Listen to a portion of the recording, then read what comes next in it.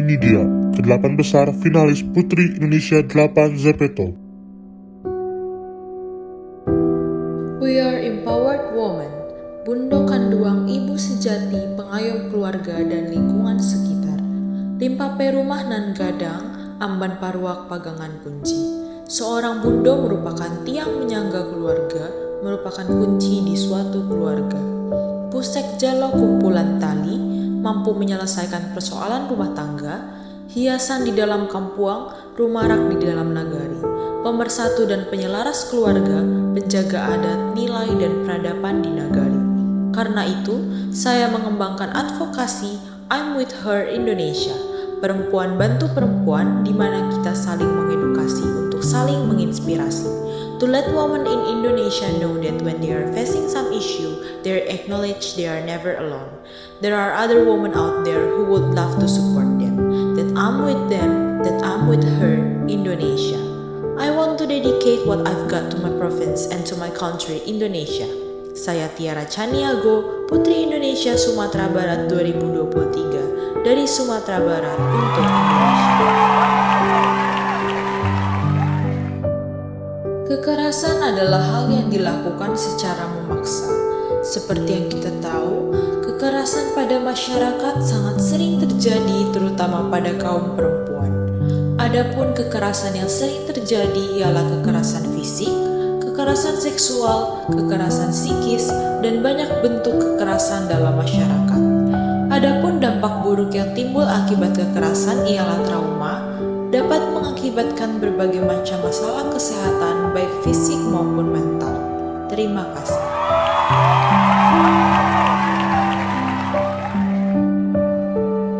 Seperti yang kita ketahui bahwa seiring meningkatnya kasus COVID-19, penyakit pada anak semakin meningkat dan penurunan capaian imunisasi semakin menurun sejak tahun 2020. Maka dari itu, dengan itikat dan rasa kepedulian terhadap kesehatan, saya menggerakkan landasan pemikiran dan memberanikan diri terjun langsung ke dalam masyarakat untuk memulai aksi nyata terhadap masyarakat.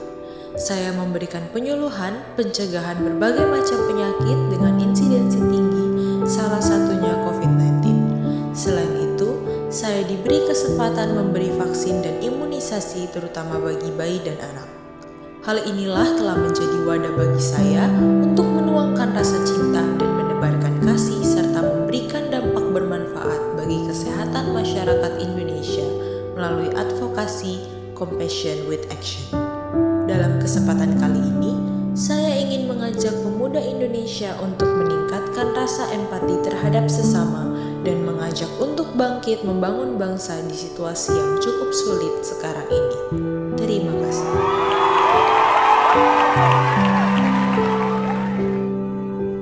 The 2022 Human Research Program states that around 170,000 Indonesians are prosperous and like to help others. But our nation is still experiencing disintegration of the function and meaning of sharing. They always share, but is there any result? My foundation's Voice for the Voiceless has worked hard for the last 5 years to set an example for society. In parables like we are better off giving the rod than the fish. A 100,000 rupiah fish may be able to feed their family in 3 days, but a 100,000 rupiah fishing rod can save their lives for the rest of their lives. This mindset is what we use in our foundation. We provide jobs, provide education, and knowledge that can help them develop in society and can take action in building the next generation of Indonesia. I am Sofia Rodrigo from DKI Jakarta for Indonesia and the universe.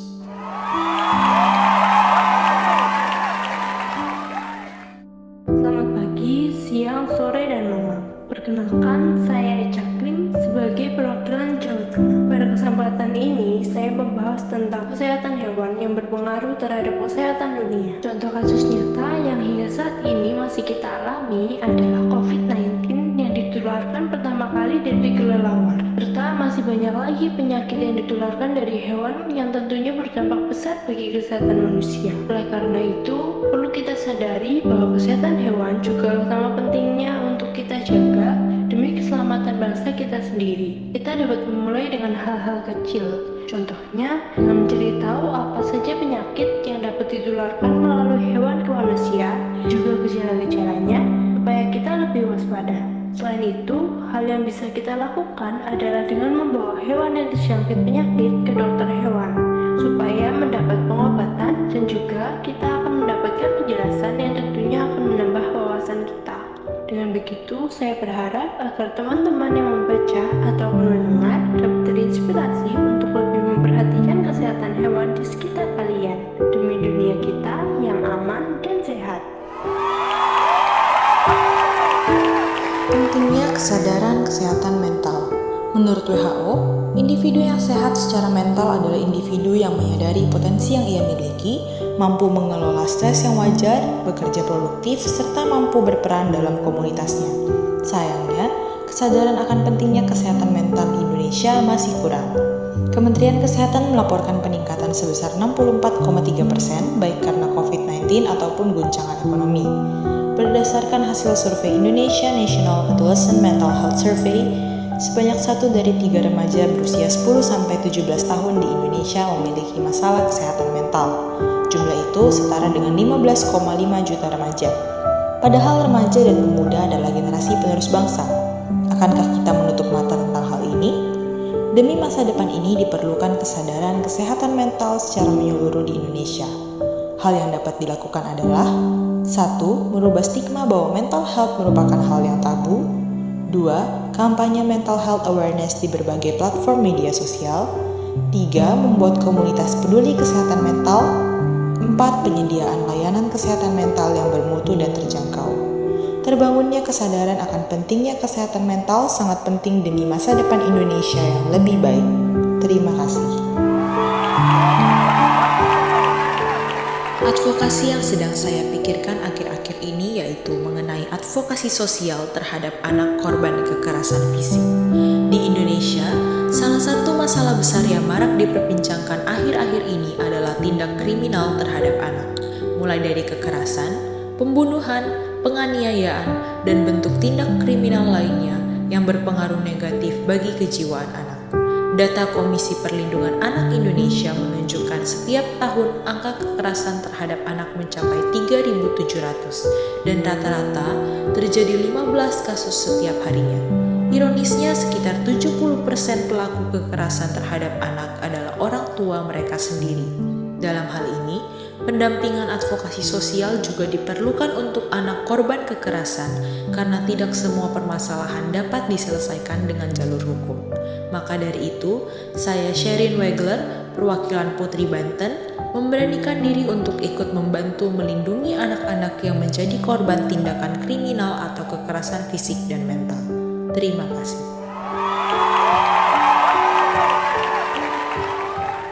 Our culture, our identity.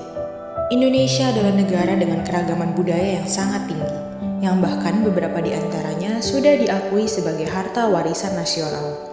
Akan tetapi, mirisnya bahwa generasi muda saat ini bahkan tidak tertarik dengan budaya Indonesia.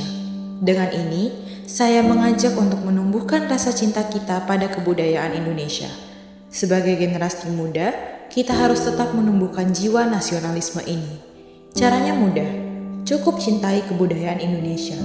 Hal yang terdengar mudah, tetapi sulit untuk dilakukan dalam kehidupan masa kini akibat pengaruh akulturasi budaya lokal dengan budaya asing, yang terkesan lebih menarik untuk dilakukan, apalagi mengikuti perkembangan zaman sekarang. Dengan ini, saya berharap generasi muda saat ini bisa lebih peduli terhadap budaya kita, karena budaya kita adalah identitas kita. Kita dikenal sebagai bangsa Indonesia, bangsa yang kaya dan beragam budayanya. Mari lestarikan budaya bangsa kita, karena budaya kita adalah identitas diri kita.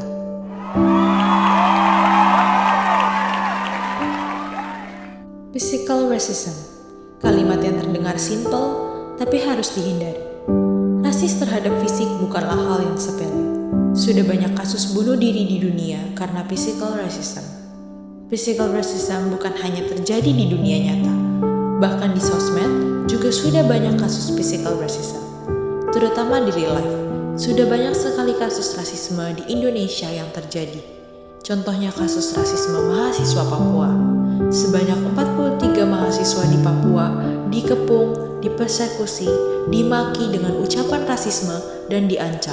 Bahkan physical racism terjadi pada teman saya waktu SMP sendiri, di mana dia dibully karena memiliki rambut keriting dan kulit gelap, sampai dia menjadi trauma dan harus dibawa ke psikolog untuk penanganan lebih lanjut. Kejadian ini adalah kejadian yang sangat tidak terpuji.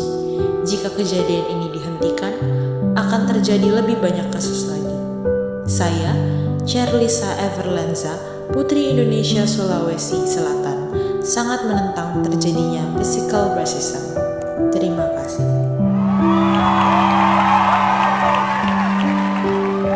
Bullying telah menjadi aspek yang mengakar dalam kehidupan remaja sejak awal sekolah dasar.